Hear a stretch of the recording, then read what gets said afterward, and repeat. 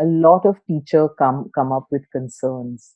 Okay, so they say things like he's hyperactive, he runs around all the time, and then she has issues, she hits other children, she pinches them, he doesn't learn like others, he doesn't pay attention. How do I teach him?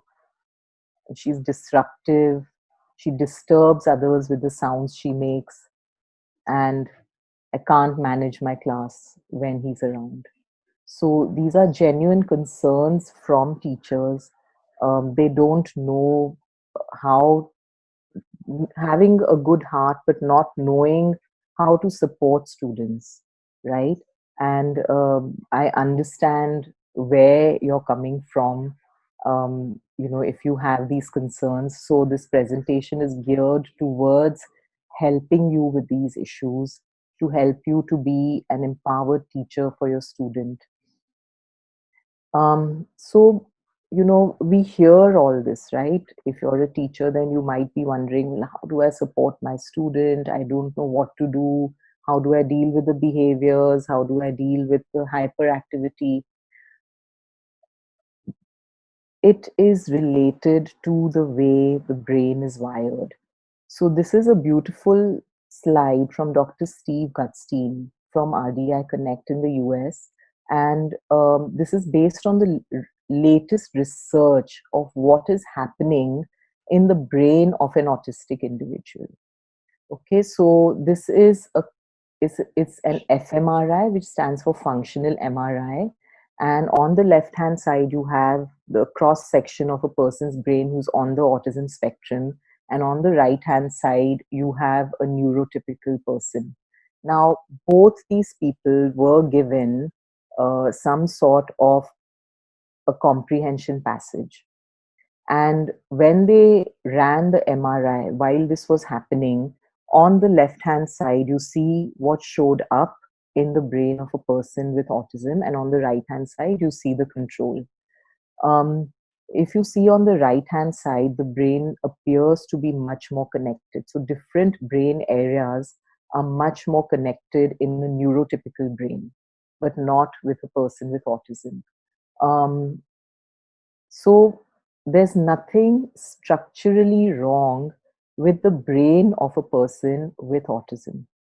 But there is definitely something going on with the way the brain is connected, right? So this was the latest research, and I just wanted to share it with you to let you know that this is what's happening.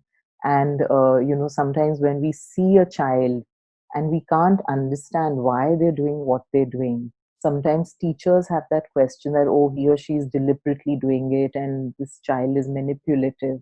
But this is actually what is going on in the brain of a person with ASD. And how do we define autism spectrum disorder? Again, this is a definition by Dr. Steve Gutstein from the US. So he says it's a chronic, that means it's lifelong, right? It's biological because it's related to brain functioning, and it's psychosocial. So this is related to what you as a teacher will come across most, which is learning, information processing, and motivation. You'll see all these when you're working with a child on the autism spectrum, and you say he doesn't learn like other children. Does he process information differently?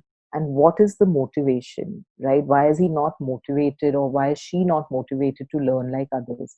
So basically, ASD is a chronic biological psychosocial disorder. And when we say lifelong, right, um, this means that an autistic child will grow up to be an autistic adult. But that does not mean that we cannot remediate the effects of ASD. If we catch them early on and if we work, right, then we can remediate the deficits of ASD so that they no longer are a hindrance in the child's life. Many people with ASD who go on to have a good quality life. Okay, so just wanted to leave you with that assurance that even though it's chronic, that means it's lifelong, but people with autism can have a good quality of life. Why do you do what you do? So I love asking teachers this question, and I get the most amazing answers from them. Teachers will say that this is my passion, or I love being with children. I chose this because I wanted to make a difference in the life of children. And it always inspires me to hear these answers, because I believe a teacher can make the impossible possible. After the parents, the child spends maximum time with teachers. So, if we as teachers and therapists can have a huge impact on the lives of children affected by ASD. And early intervention, if we intervene earlier and we provide support to autistic individuals, then we can make a huge difference. Not to say that we cannot make a difference later on. I definitely believe that due to this principle of neuroplasticity, the brain continues to develop throughout life, and definitely we can make an impact at whatever age a student or a child approaches us, right? But definitely, as a teacher, you provide assistance, you give guidance, you support, you work one on one with the student. The first one is work with the parent. This is the first piece of advice that I would give teachers. Work closely with the parent, because a mother will always give you an answer.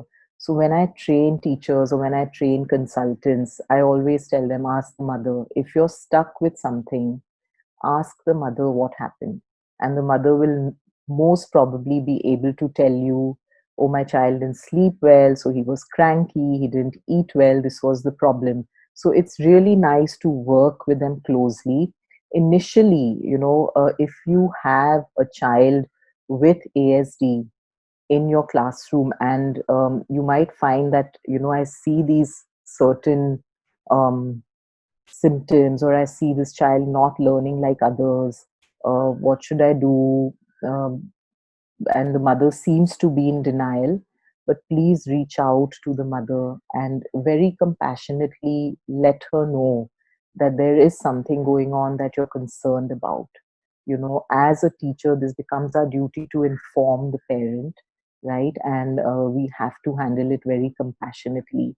And later on, suppose you have older children with autism in your classroom, or if you're a therapist, then it's always good to have the parent involved, because you may be with the child for a couple of hours a day, maybe a little more, but it's the parent who's with the child. So it's nice to have them involved in the program, and to support you when what you teach can be transferred at home by the parent.